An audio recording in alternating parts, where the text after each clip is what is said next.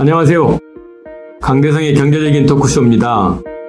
그동안 사회적 기업을 비롯한 사회적 경제 관계자분들을 모시고 사회적 경제 생태계에 관한 다양한 이야기들을 나누었습니다. 오늘은 백회 손님으로 대한민국 사회적 경제를 이끌고 계시는 사회적 기업진흥원의 정현곤 원장님을 모셨습니다. 먼저 이렇게 경제적인 토크쇼 의미 있는 100회 특집에 오셔서 대단히 감사드리고요. 원장님 자기소개 먼저 시청자분들께 해주실렵니까? 네네. 저는 한국사회적기업 5번째 원장입니다. 저의 본질적인 면, 보통 DNA라고 그러는데요. 그게 뭐냐 이렇게 물어보면은 저는 시민사회라고 말합니다. 네. 제가 스스로는 1984년, 그러니까 대학 2학년 때를 사회활동의 첫 출발로 스스로는 하고 지금 한 40년 이렇게 봅니다. 네. 사회에 나와서 첫 출발 전에는 구로공단이었고 구로공단에 계셨어요? 네네. 거기서 한 9년 정도 활동을 했고, 그리고 이제 김대중 정부 시기에는 평양을 많이 왔다 갔다 했어요. 많이 왔다 갔다 했어요? 그래서 거기서는 하해운동, 민족하해운동을 쭉 전개하다가 그게 또 한 10년 정도 됩니다. 그러다가 2012년에 이제 시민사회 단체 연대회의 운영위원장을 맡게 되는데, 사회적 경제 파트가 제가 요 시기하고 일치합니다. 그러니까 2012년에 연대회의를 맡으면서 그 시민사회에 일하는 종사자들 한 2만 명 되는데, 그분들의 공제사업을 하기 위해서 사회적 협동조합을 만들거든요.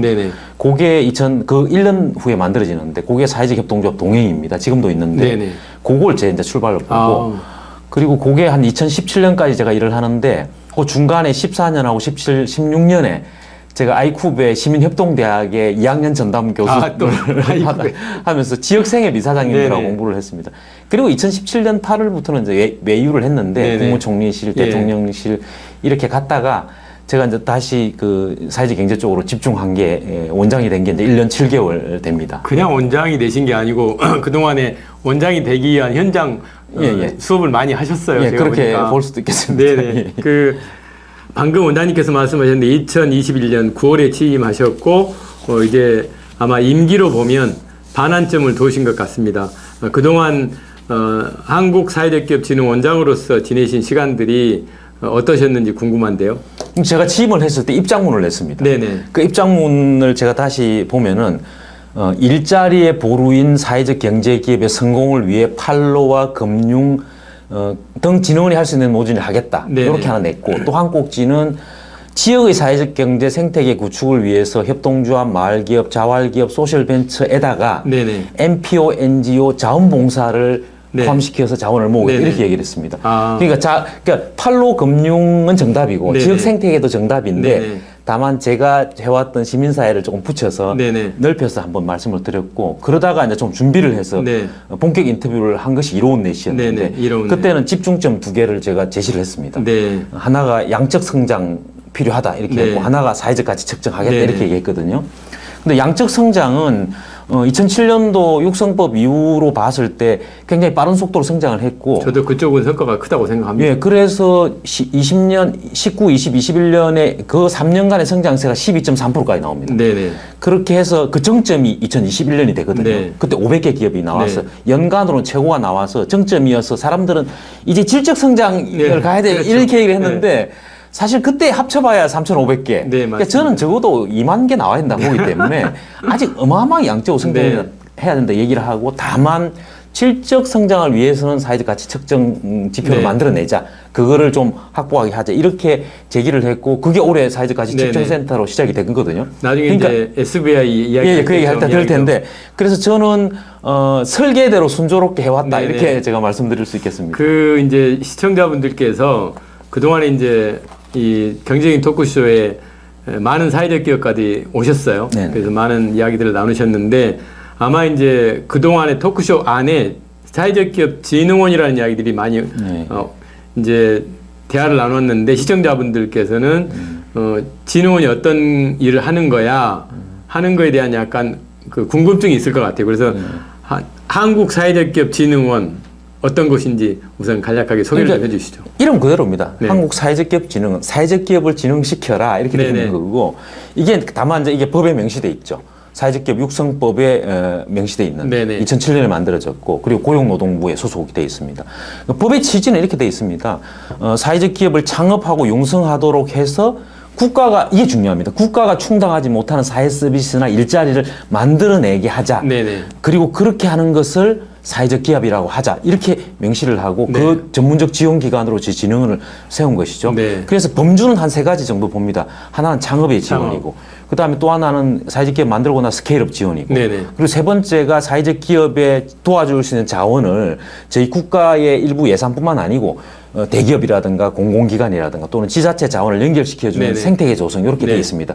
그리고 한 가지가 더 있는데 그게 2012년에 협동조합 기본법 만들어지고 나서 네. 기재부가 저희 진흥원에 위탁해서 네네. 협동조합을 창립하거나 네네. 지원하거나 이런 것도 저희가 같이 맡아서 하고 네. 있습니다. 저는 이제 현장에서 이렇게 보다 보면 소상공인들은 창업을 할 때 어떤 창업에 관한 기본 교육이나 이런 과정들이 없이 그냥 은퇴하면 묻지마 창업하는 경우들이 좀 많고 그런데 이제 그거에 반해서 우리 사회적 기업들은 사회적 기업 창업 과정부터 많은 강의도 듣고 실습도 하고 또 멘토링도 받고 막 이렇게 받다 보니까 아 정말 창업 때부터 그렇게 다지다 보니까 사회적 기업이 중간에 일단 창업을 하고 나면 정부 지원이 끊기더라도 이렇게 스스로 걸어가는 기업들이 많은 게 현실인 것 같아요. 그래서 제일 중요한 게 창업 같은데 진흥원의 주력 사업이 아까 원장님께서 이제 창업에 대한 이야기를 하셨잖아요. 그래서 창업 부문부터 이야기를 해보면 어떤 방식으로 진행을 하고 계시고 어떤 기업들이 거기에 오는지 이런 것들이 좀 궁금합니다. 예, 그러니까 창업 사업의 정확한 그 사업 명칭은 사회적 기업 그러니까 육성 사업이라고 되어 있습니다. 그리고 이제 이게 주력 사업이다라고 얘기할 때 그것의 의미는 저희가 이제 경상비 이런 거 다 빼고 네. 순수 사업비로만 봤을 때 이 80%를 이 사업이 차지합니다. 아, 예산 구성비가. 그러니까 저희가 연간 800에서 900팀 정도를 창업을 시키고 네. 있고 지금까지 만들어진 게 6,900개 정도 됩니다. 네네. 그리고 요건 이제 사회적 기업이고 그리고 아까 협동조합도 제가 말씀을 드렸는데 협동조합도 그건 좀 늦게 시작을 했죠. 네. 2016년에 했는데 지금 한 420개 정도가 됩니다. 그러니까 창업하는 과정이 조금 체계적이에요. 그러니까 네. 먼저 어떤 창업의 영역을 우리가 먼저 설정합니다. 그래서 권역과 특화로 일단 나누어서 권역은 지방계통이죠. 네.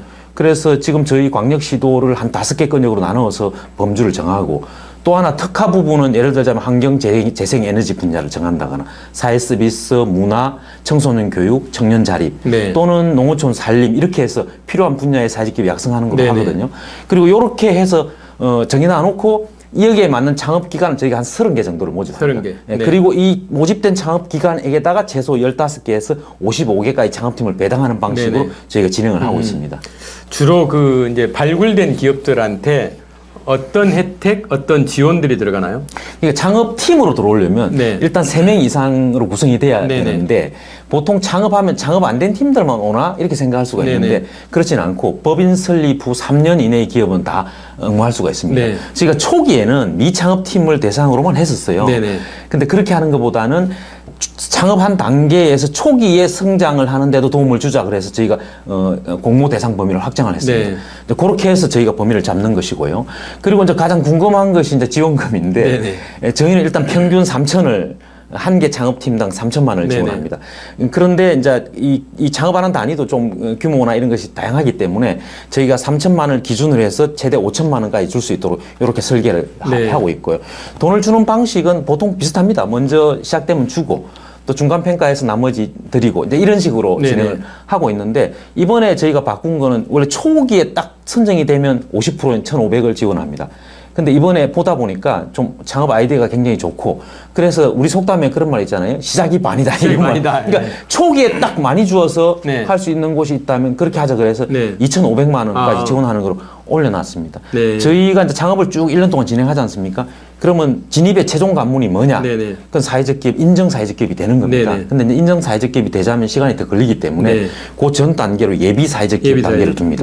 그 예비 사회적 기업은 이제 부처라든가 중앙부처나 지자체, 광역지자체가 선정을 하는데 여기에 진입을 하게 하는데 저희가 창업 성공률은 한 93% 나오고 요 예비 사회적 기업도 지금 한 60%까지 나옵니다. 근데 예비 사회적 기업은 인정 사회적 기업하고 법적으로는 아니지만 이게 일종의 정부 지침으로 해서 지원할 수 있게끔 설계가 돼 있어서 실제로 뭐 인건비라든가 여러 가지 지원을 받고 있는 그런 구조가 되겠습니다. 지금 이제 사회적 기업이 성장하려면 이제 성장 단계별 어떤 지원이 대단히 중요한 것 같고 어느 정도 스케일업이 됐으면 거기에 맞는 컨설팅도 붙어야 되고 이럴 것 같은데 지금 이제 스케일업에 대한 문제, 그 다음에 사회적 기업이 제품을 만들었는데 이걸 어떻게 팔 거냐, 판로 개척에 대한 문제 이런 것들을 빼놓을 수 없을 것 같은데 특히 저희가 코로나를 겪으면서 그 팬데믹 기간 동안에 온라인 유통 채널에 대한 관심이 뭐 사회적 경제뿐만이 아니고 일반 영리기업들도 엄청나게 커져 있거든요, 지금. 그래서 진흥원에서 지금 이스토어 36.5 이거를 아마 운영하고 있다고 들었는데 이스토어 36.5를 포함해서 우리 진흥원이 갖고 있는 판로 지원 사업에 대한 그런 소개를 해주시면 아마 사회적 기업 창업을 희망하시는 분들한테 큰 도움이 되실 것 같습니다. 그러니까 이제 먼저 이스토어 36.5, 365. 근데 이제 이게 E라는 거, E라는 거와 스토어 365가 이게 두 개가 이제 구분이 되죠. 그러니까 원래 저희 고유 브랜드는 스토어 365입니다. 스토어 365. 근데 이 365는 보통 36.5 이렇게 얘기하는데 그게 이제 체온을 얘기하거든요. 사람의 체온이 36.5도가 되면 매우 활발하고 안정적이죠. 그러니까 사회적 기업이 그렇게 건강하고 활발하게 돌아가라 이런 취지로 한 것이고 요거는 저희가 이제 직접 매장을 개설해서 무슨 하는 건 아니고 이 브랜드를 사용할 매장을 매칭시키는 방식으로 해서 합니다. 그래서 100개 매장이 이제 있는 상태고 그리고 여기에다가 E를 붙였는데 그러니까 E를 붙이니까 이제 온라인 플랫폼 이렇게 됩니다. 근데 이제 번역을 하면은 이스토어 36.5다 그러면 전자 상거래 상가 36.5 이렇게 되죠. 근데 사실 진흥원이라는 공공기관이 사회적 기업의 판로를 지원하는 방법론을 놓고 생각을 해보면은 이스토어 365라는 게 뭐냐? 그럼 이게 온라인 쇼핑몰이야? 이렇게 생각할 수가 있습니다. 그런데 사실 민간의 온라인 쇼핑몰을 11번가 쿠팡이니 비교할 수가 없고 경쟁 여건이 안 되고 그다음에 그건 저희 장기도 아니죠. 저희의 포인트는 공공기관의 우선 구매거든요. 그래서 사회적 기업 육성법에 보면은 공공기관의 장은 사회적 기업의 제품과 서비스를 우선적으로 구매할 필요가 있고 이거를 매년 노동부 장관에 그 보고를 하게 돼 있습니다. 그리고 노동부 장관은 그거를 또 받아서 간부에 게재하는 방식으로 다만 의무는 아니고 또 뭐 점수를 막 강제하거나 이런 건 아닙니다. 근데 이제 좀 영향은 받죠. 근데 정부의 공공기관의 수가 지금 861개거든요. 흩어져 있습니다. 이들 기관들이 사회적 기업 제품을 잘 구매를 하기 위한 일종의 구매 창구의 어떤 플랫폼이 필요했고 그것이 이스토어 365를 만든 촉이 동기입니다. 그러니까 예를 들어서 그런 기업들이 구매를 하자고 한다면 어떤 것이겠어요? 일단 제품이 눈에 딱 들어와야 되잖아요. 그러면 디자인면 그러니까 제품이 보기가 좋다, 이쁘다, 멋지다. 디자인이 일단 들어가야 되고 그다음에 제품이 어떤 제품이 있는가를 목록을 정리해야 되는데 그거를 찾는데 20-30분 걸린다 그러면 골치 아프죠. 그러니까 이 목록을 설계하는 것도 중요한데 근데 우리가 보통 민간 쇼핑몰을 보면 대충 이제 지하에 예를 들어 식품 매장 그다음에 뭐 스포츠와 뭐 아웃도어와 신발 딱 이렇게 돼 있지 않습니까? 그러면 우리도 그런 방향을 하냐?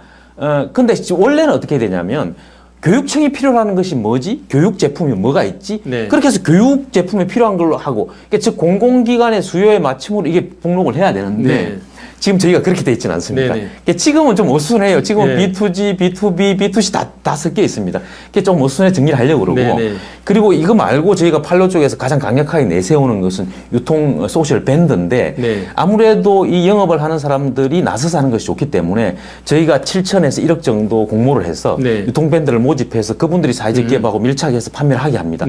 그게 저희가 9개를 운영하다가 이게 굉장히 평가가 좋았어요. 정부에서도 굉장히 좋다 이래서 작년에 예산을 올렸습니다. 그래서 그러셨군요. 올해 5개가 더 늘어서 온라인으로 가는 방향으로 해서 저희는 판로 쪽에 여러 기구들을 더 확충하는 방향으로 지금 가고 있습니다. 그 옛날 속담에 원장님 그 아무리 저 사돈네 팔촌 제품이어도 싸야 된다.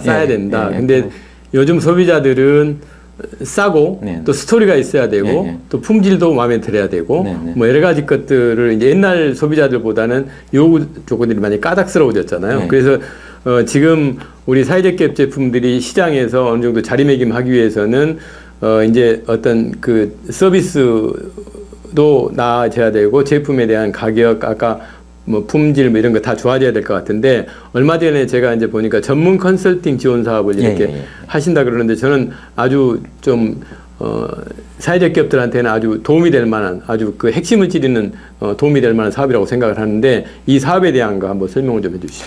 그러니까 뭐 그 박사님 잘 아시는 것처럼 컨설팅은 이제 경영 애로상에 제기되는 네. 뭐 마케팅이든 기술 제품이든 이런 다양한 것들을 극복하기 위해서 전문가들이 이제 붙어서 네. 기업을 지원하는 그런 체제지 않습니까?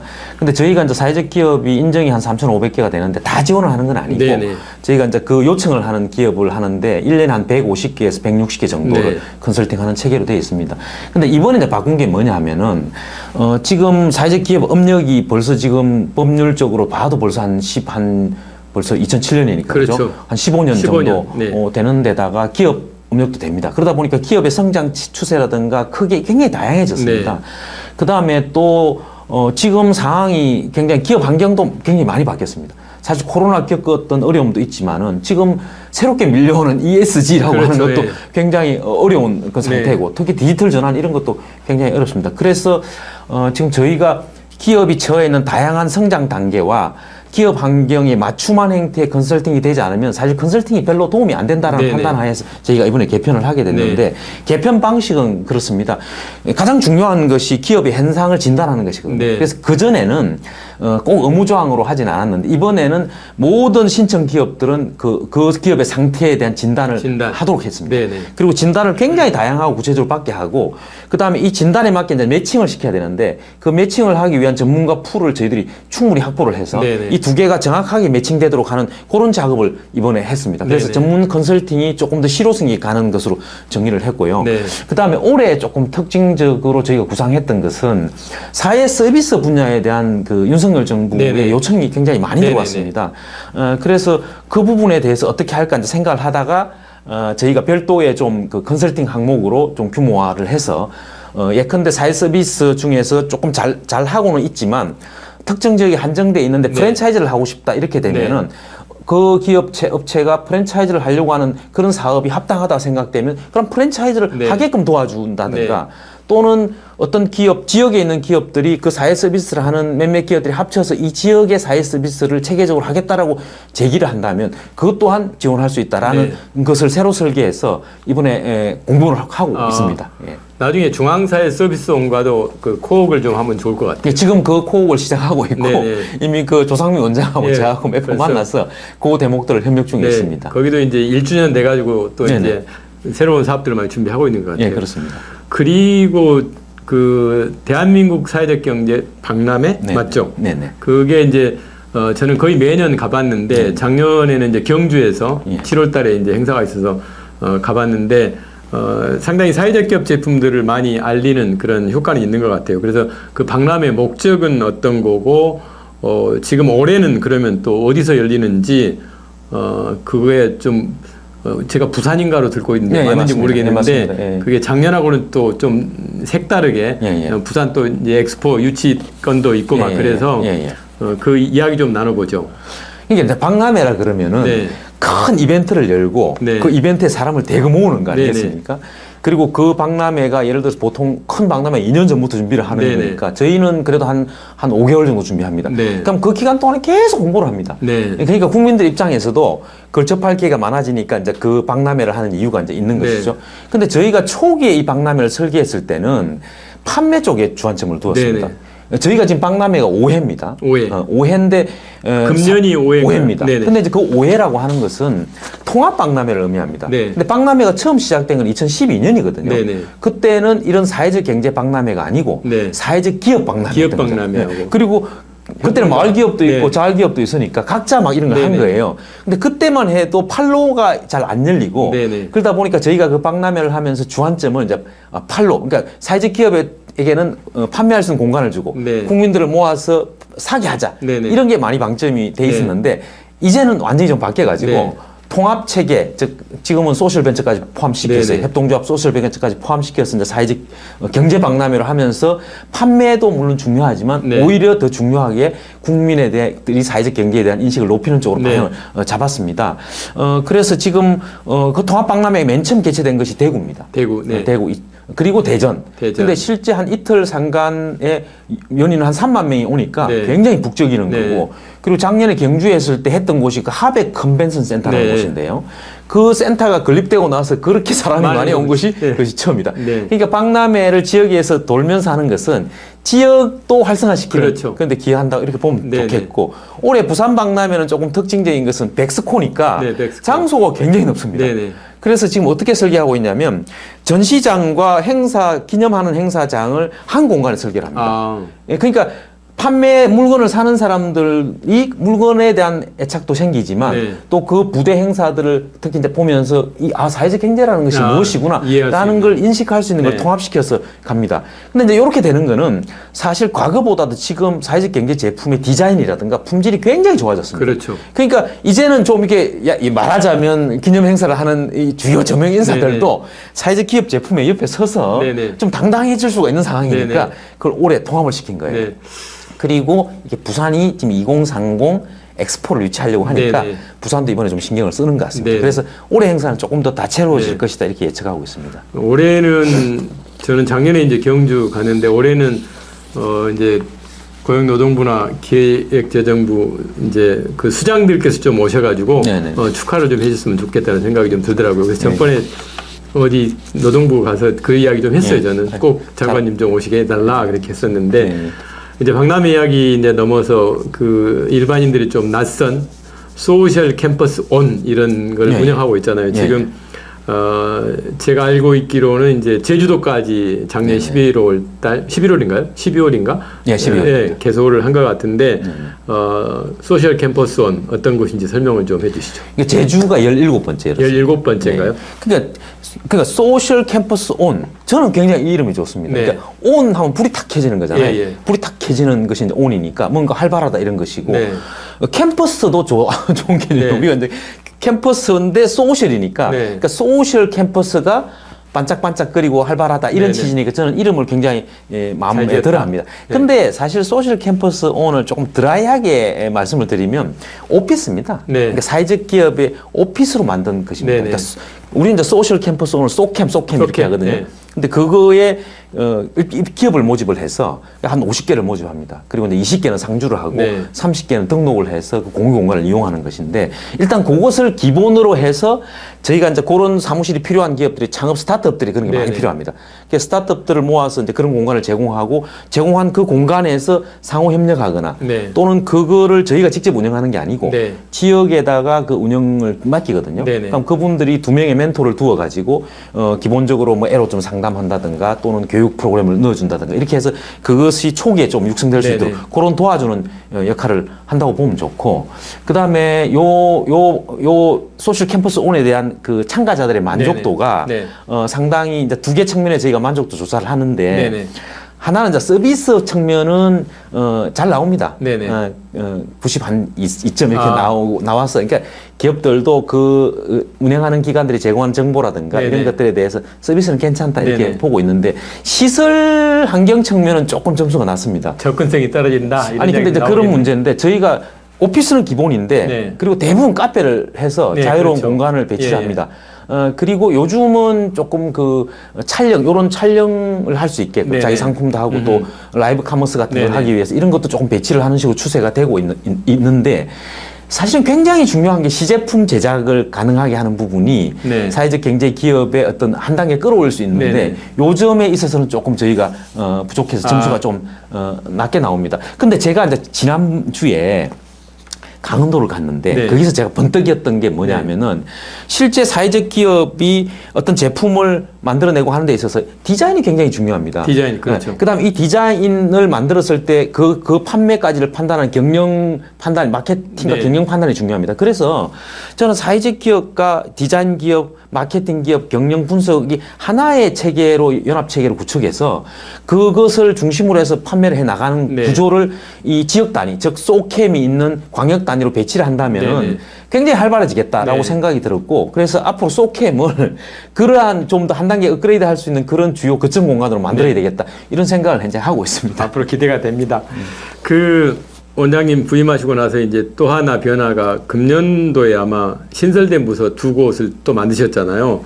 아마 정말 그 교육의 중요성은 아무리 강조해도 지나치지 않는데 인재교육개발팀, 그 다음에 이제 저희가 아무리 제품이 좋다고 뭐 하더라도 그거를 계수화해서 사회적 가치를 계수하는 작업이 저는 정말 중요하다고 생각을 하는데, 그 사회적 가치 측정센터 2곳 이렇게 하셨는데, 먼저 이제 교육과 인재 양성에 대한 이야기 잠깐 나눠보면, 인재 양성에 대한 그 원장님의 어떤 철학 이런 것들 좀 듣고 싶습니다. 그러니까 인재 양성은 뭐 그 강대찬 선생님은 뭐 더 잘 아실 텐데 일반론적인 것이 있습니다. 네. 대부분의 사람들이 인재가 중요하다라는 일반론적인 상황이 있는데, 제가 이 얘기를 하는 것은 조금 더 나간 겁니다. 네. 그 중에 하나가 사회적 기업가 정신이라는 네네. 것인데요. 사실 기업의 역사도 오래되고 요즘은 기업 CSR이라고 그래가지고 사회공헌을 많이 하지 않습니까? 네. 그렇지만 기업이 온전히 사회적 목적을 중심으로 배치해서 경영을 성공한다는 것은 굉장히 어렵죠. 네, 어렵습니다. 네. 근데 이제 그래서 사실 우리 정부도 마중물 차원에서 정부 예산을 투입하고 있는 것인데, 네네. 더 중요한 것은 그 기업을 운영하는 사람들이 이 기업의 지지를 얼마나 속으로 강력하게 갖고 있냐. 네. 그 의지와 사명감이거든요. 네네. 근데 제가 볼 때 이 의지와 사명감을 지속적으로 업그레이드 할 수 있는 방법은 교육밖에 없습니다. 네네. 그래서 그게 이제 주가 되는 것이고, 또 하나는 사회적 기업은 앞으로 성장 단계에 있어서, 그러니까 사회적 기업이라고 얘기했을 때 상당히 중요한 측면이 취약계층이 어려운 사람들이 취업을 하게 하는 데 네. 굉장히 중요한 요소인데, 그거를 뭐 어려운 이것을 도와주는 이런 방식이 아니고 그들이 자기의 기술력을 가지고 나름대로 책임감 있게 사회에 참여하는 걸 네. 해야 되거든요. 그러니까 사실 사회적 기업 교육에서 굉장히 중요한 것이 그 직업 전환 내지는 기술 교육입니다. 네. 근데 이것을 해서 우리 사회적 기업에 참여하고 있는 여러 취약계층들이, 여성이라면 경력 당직도 네네. 있을 수 있고 장애인 같은 경우도 자기 스스로 할 수 있는 이런 거를 가르쳐서 그들이 당당한 사회에 일하러 나가게 하는 전환 교육이 굉장히 중요하다고 보고, 네. 이런 걸 하기 위해서 우리 사회적 기업 진흥원이 굉장히 큰 역할을 해야 된다. 네. 물론 아직 그 정도까지 가 있지는 않습니다만 그런 아주 강력한 요구를 내부적으로 네. 갖고 있습니다. 네네. 이제 우리 원장님 교육에 대한 열정 이제 반환점 돌았는데 앞으로 이제 기대가 많이 되고요. 그 진흥원에서 이제 가치 측정에 대한 얘기 잠깐 나눠보죠. 그게 지난번 토크쇼에도 이제 시청자분들께 SVI 소셜 밸류 인덱스라고 이제 소개를 잠깐 했었는데 아직도 생소하실 거예요. SVI가 뭘까 해서 이제 원장님 보이스로 SVI가 이런 겁니다 하고 뭐 교장 선생님 아니면 일타 강사처럼 한번 제가 한번 해주시죠. 근데 이 SV에는 이제 조금 설명하기가 난감하긴 한데 제가 이제 네. 짧게 말씀을 드려보면은, 그러니까 사회적 기업이 생산하는 가치를 이제 수치화한 것이거든요. 네네. 근데 저희가 이제 그 수치를 잡는 지표를 14개로 네. 뽑았습니다. 그래서 이제 100점을 주는데 네. 그 중에서 이제 사회적 성과 쪽에 한 60점을 배정하고 경제적 성과 쪽에 한 30점을 배정합니다. 네네. 그럼 90점이죠. 네네. 나머지 10점은 이제 혁신성 같은 걸 혁신성. 넣습니다. 네. 그러면 이제 주로 이제 이렇게, 근데 이제 이렇게 측정을 하면은 이 측정된 점수라는 것이 그럼 이 기업이 갖고 있는 사회적 가치라는 것을 절대적으로 표현하느냐? 네, 그렇지는 그건 않습니다. 아니죠. 네. 왜냐하면은 아마 여러분들 SK가 진행하는 SPC라고 하는 SPC. 측정 방법을 아실 겁니다. 예, 예. 근데 그거는 SPC 할 때 C가 크레딧이잖아요. 크레딧, 예. 근데 이거는 화폐 가치로 환산한 것입니다. 네네. 그에 반해서 우리의 SVI, 사회적 소셜 밸류 인덱스. 인덱스라고 네. 하는 것은 인덱스 즉 지표로 되어 있거든요. 네. 이게 어떻게 설정하냐면은 이거는 동일 업종의 기준값을 정합니다. 네. 그 기준값을 정해가지고 이 기준값을 기준으로 이 기업이 이 기준값보다 높으냐, 네. 낮으냐를 중심으로 점수를 배당합니다. 네, 네. 그래서 그것이 5점 배점도 있고 10점 배점도 있고 15점 배점도 있는데, 그 점수라고 하는 것은 이 기업이 갖고 있는 절대적 가치를 막 점수한 것이 아니고 네네. 이 업종, 즉 사회적 기업 업종에서 이 기업이 대략 평균치에 어느 정도 위치해 어느 있다. 정도 있다. 이런 걸 보여주는 네. 것이거든요. 그래서 우수, 탁월, 우수, 우수. 보통, 미업 이렇게 네네. 가는데 그건 나름대로 지수화해서 네. 상대적으로 그렇게 보는 것입니다. 그게 이제 하나의 말씀드릴 수 있고, 네. 그러면 이 지표가 그 기업이 갖고 있는 사회적 가치를 어느 정도 표현하느냐 하는 문제가 있을 수 있잖아요. 네. 근데 제가 말씀드리는 거는 일단 사회적 가치 지표 안에 들어가 있는 것은 표현합니다. 예를 들자면 이윤의 사회적 환원 네. 또는 참여적 의사결정 이런 것들은 지표 수치화되어 있습니다. 그러니까 그 점수가 반영되니까 네네. 측정하죠. 근데 만약에 환경적 가치다 이렇게 네네. 물으면은 그 SVI에는 환경적 가치 지표가 없습니다. 네네. 그러니까 SVI가 환경적 가치를 바로 직접적으로 표현을 못하죠. 네네.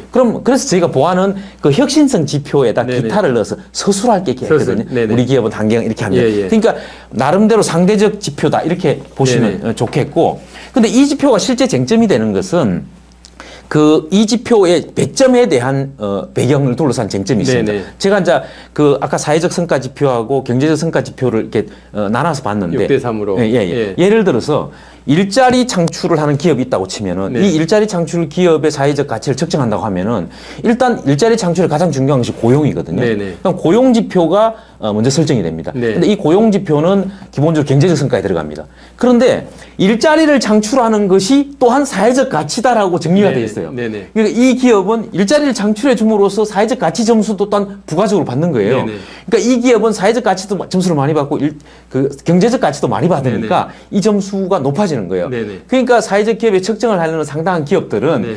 이 지표는 일자리 기업에게만 상당히 유리하다라는 문제 제기를 합니다. 일자리 제공형한테 유리하다. 그러니까 이제 그런 문제가 있기 때문에 약간의 지표 개선은 네. 필요하다. 이렇게 제가 설명드릴 수 있겠습니다. 이제 시간이 좀 흘러서 마지막으로 이제 저희가 이제 글로벌한 이야기 한번 잠깐 하죠. 글로벌한 이야기. 최근에 이제 대한민국 최근에 이제 저희는 우리나라에서 하고 있는 사회적 경제 관련된 여러 가지 활동이나 법 체계 이런 것들에 대해서 우리는 뭐 이게 글로벌리 잘 하고 있는지 못 하고 있는지 우리는 열심히 하고 있다고 생각을 하지만 네네. 그런데 최근에 이제 이게 글로벌리 인정을 받을 수 있는 것들이 좀 나온 게 OECD에서 사회적 경제 법 체계에 관한 국제 가이드라인이 발표가 되었는데 지난번에 이제 원장님도 토론자로 참석하셔서 한국의 사례를 소개를 하셨고 거기에 참석자들의 뜨거운 관심을 한 몸에 받았다고 저는 들었는데 예. 제가 볼 때는 이제 이게 대한민국 사회적 경제 종사자들한테는 엄청난 자긍심을 좀 준 것 같아요. 그래서 이 자리를 빌어서 OECD 가이드라인의 핵심 내용 아마 내용을 보면은 저는 뭐 내용을 읽어보니까 우리가 현재 하고 있는 것들이 많이 들어가 있었고 아마 OECD가 대한민국 사회적 경제 활동을 하는 거를 와서 벤치마킹을 해서 만든 거 아닌가 하는 정도로 저는 그런 생각을 할 정도가 들었는데 그런 내용 좀 소개를 좀 해주시고 이렇게 국제사회가 대한민국의 사회적 경제 이런 한국의 사례에 관심을 갖는 이유가 뭘까 이게 좀 궁금하거든요. 네. 그 지표가 이 책입니다. 네네. 책을 갖고 오셨네요, 오늘. 제가 그 행사에 참가를 해서 네. 그 사무실에서 바로 받은 것입니다. 요거 지금 번역도 돼 있기 때문에 아마 받아보실 수가 있겠습니다. 제가 눈여겨본 것만 네네. 이렇게 말씀을 드리겠습니다. 다들 무슨 가이드라인이 아주 자세하게 나와 있나 보다 이렇게 생각이 쉬운데 그런 건 아니고 오히려 사례가 많이 나왔습니다.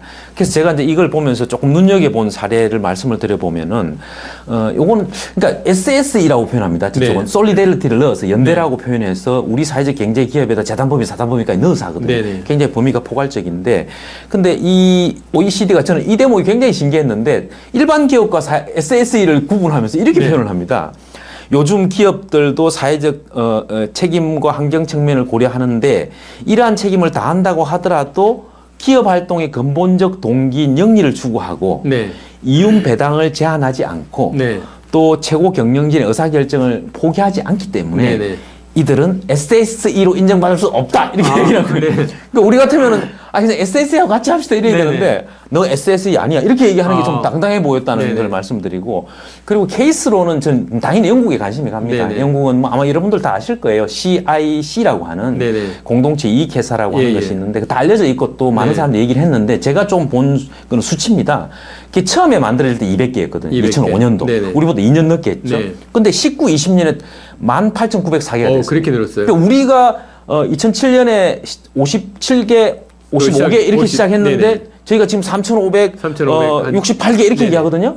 근데 이거는 법체계를 주니까 엄청난 속도로 커더라는 거죠. 역시 제도가 중요하다는 걸 들었고 그 다음에 제가 또 하나 좀 인사이트를 얻은 것은 저는 한국 유일할 거라고 생각했어요. 그러니까 법을 만들어서 인정을 정부가 하고 인정되는데 재정지원 사업을 하는 그리고 이 재정지원 사업을 하는 것과 더불어 도와줄 수 있는 공공기관을 두는 이 구조는 유일하다고 생각했는데 불가리아가 비슷한 거예요. 그래서 불가리아를 보니까 불가리아는 SSE 기본법이 있습니다. 그다음에 정부의 육성 의무를 명시를 해둔 거예요. 그래서 야 이거 비슷하구나 하고 들여다보니까 우리보다 나은 게 2개가 있고 못한 게 2개가 있습니다. 나은 것은 기금 조성을 하게 해놨어요. 그다음에 이 중앙정부의 담당 장관이 통계청의 사회적 경제 지표를 조정할 수 있게끔 해놨습니다. 그러니까 통계 부분하고 기금 조성을 의무적으로 붙여놓으니까 우리보다 좀 앞서 있고 다만 인정 제도를 우리처럼 운영하지는 않습니다. 네네. 이게 약간 등록제에 가깝고 네네. 그리고 지방정부의 역할들을 명시를 해놓은 것입니다. 네. 근데 그런 점이 있고 다만 우리 진흥과 같은 공공기관은 전혀 없었다는 것이 네. 좀 차이로 봤습니다.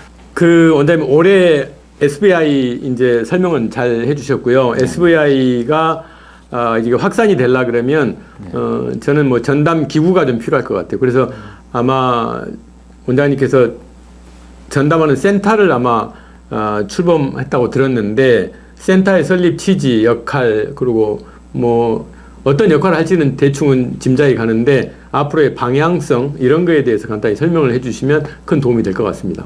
예, 제가 서두에 또 이제 취임할 때 말씀을 드렸지 않습니까? 네네. 사회적 가치 측정 센터를 네. 올해 설립했다 이렇게 말씀을 드렸는데 처음에 이거를 언제 할 거냐를 놓고 볼 때 제가 3년 계획을 했습니다. 네네. 그래서 3년째 되던 해 하자.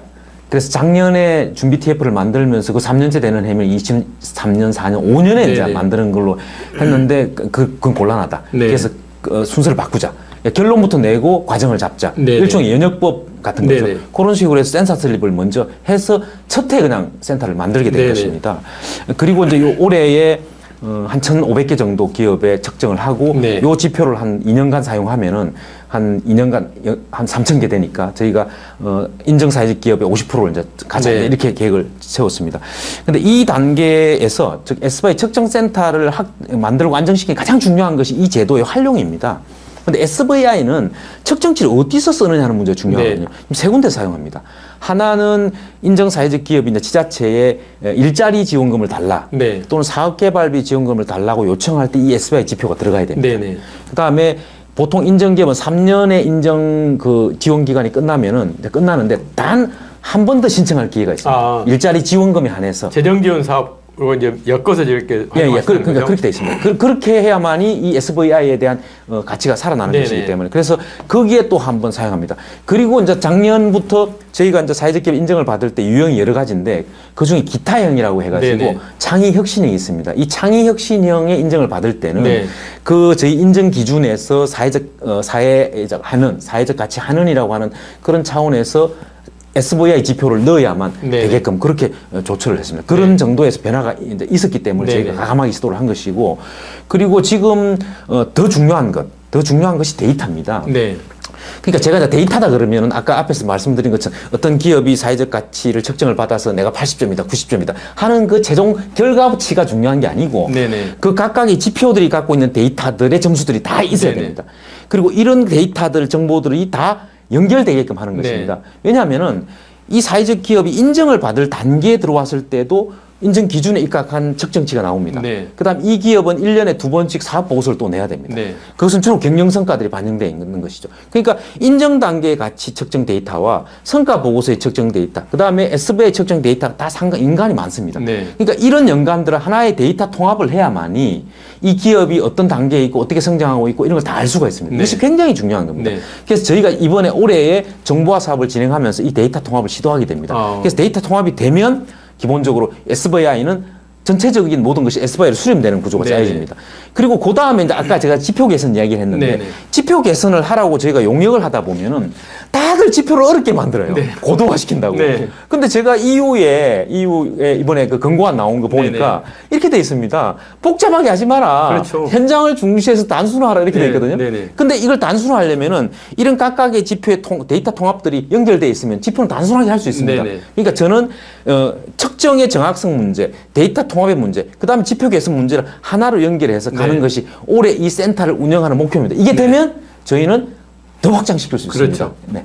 그러니까 사용자의 편리성 네네. 뭐 이런 것 정말 저는 행복날에 대표할 때 사회적 기업 인증을 넣을 때 생각해 보면 정말로 서류도 많고 예. 정말 그런 입장에서 생각해 보면 과거에 비하면 지금 뭐 인증 초기 단계부터 서류부터 간소화된 것도 많고 이제 사회적 기업 운영하면서 이제 SBI 이런 이제 새로운 게 나오면 일단은 사람들은 변화를 좀 싫어하잖아요. 네. 그래서 그런 변화에 순응하게 만들려 그러면 일단은 편리하게 만들고 그걸로 인한 가치가 뭐다는 거를 명확히 밝혀주면 저는 저절로 확산은 된다고 생각을 합니다. 아마 금년도가 SVI가 확산되는 하나 터닝 포인트가 될 거로 저는 믿습니다. 예, 그렇습니다. 그 이제 토크쇼를 이제 거의 마무리할 때가 된 것 같은데 원장님께서 이제 그동안 현장에서 많은 사회적 기업가를 만나고 다니셨고 이러셨는데 오늘 이제 또 경제적인 토크쇼 100회를 맞이해서 이제 이렇게 출연해 주셔서 감사를 드리는데 대한민국 사회적 경제 종사자들에게 한 말씀 부탁을 드리겠습니다. 사실은 제가 아까 빠졌는데 네. 제가 두 번째 인터뷰가 뭐라고 했냐면은 네. 적어도 현장의 역동성에 뒤지지는 않겠다 이렇게 썼습니다. 네. 제 원칙입니다. 네네. 제가 저희가 한 718억 정도 네네. 그 기재부가에 치면 거의 한 800억 가까이 되는 돈을 운영하면서 지원을 하고 있지만 여전히 많이 부족하다고 느끼고 네네. 있고 저희는 오직 현장에서 기업을 운영하는 사람에 대한 굉장히 존경하는 마음으로 일을 네네. 하고 있습니다. 그래서 여러분들 하시고자 하는 일을 쭉쭉 하시고 네. 다만 저희가 좀 부족하지만 최대한 지원하는 역할을 네. 하겠다 이런 말씀을 꼭 드리고 네네. 싶습니다. 이제 원장님이 딱 100회세요. 100회. 네. 정말 의미 있는 이제 100회 특집으로 이제 모셨는데 정말 다시 한번 또 감사를 드리고 그 토크쇼 100회에 대한 축하 인사말 좀 부탁드리고 그 다음에 이 경제적인 토크쇼가 앞으로 어떤 식으로 좀 가면 좋겠다 하는 그런 레코멘데이션 이런 한마디를 좀 부탁을 좀 드리겠습니다. 저는 100회 축하를 드리면서도 사실은 저를 100회에 초청을 해주신 것이 너무 감사드리고 또 영광스럽고 제가 특히 존경하는 강대 선생님과 대화를 한 것은 저희는 애껴놨어요. 애껴놨다가 100회 모시려고. 근데 제가 이제 사실 여기에 이제 사회적 경제 기업의 관련자들이 많이 나와서 얘기를 하지 않습니까? 그래서 저는 오히려 이 모든 인사이트는 강대 선생님이 갖고 계실 거다 이런 생각이 들어서 이런 토크와 같은 것이 이것은 계속 발전하되 제가 이제 계속 생각하는 것은 이렇게 관련된 많은 사람들이 좀 더 체계적으로 공부하고 이렇게 할 수 있는 사회적 경제 대학이 만들어져야 되겠다라는 생각을 굉장히 강하게 하고 있거든요. 그래서 앞으로 이런 방향으로 가는 흐름이 그런 경제 대학, 그러니까 국민에게 알리는 이런 것과 더불어서 또 경제 대학과 같은 이런까지 통합되는 그런 식으로 발전하면 정말 좋겠다 이런 말씀을 알겠습니다. 나중에 원장님 그만두시면 그 프로젝트 같이 한번 진행해 보시죠. 이렇게 경제적인 토크쇼 시즌 1을 마무리하고자 합니다. 좀 더 새로운 모습으로 토크쇼 시즌 2를 준비해서 시청자 여러분들을 찾아뵙도록 하겠습니다. 그동안 정말 감사드리고요. 시즌 2 기대하셔도 될 것 같습니다. 마치겠습니다. 고맙습니다. 고맙습니다.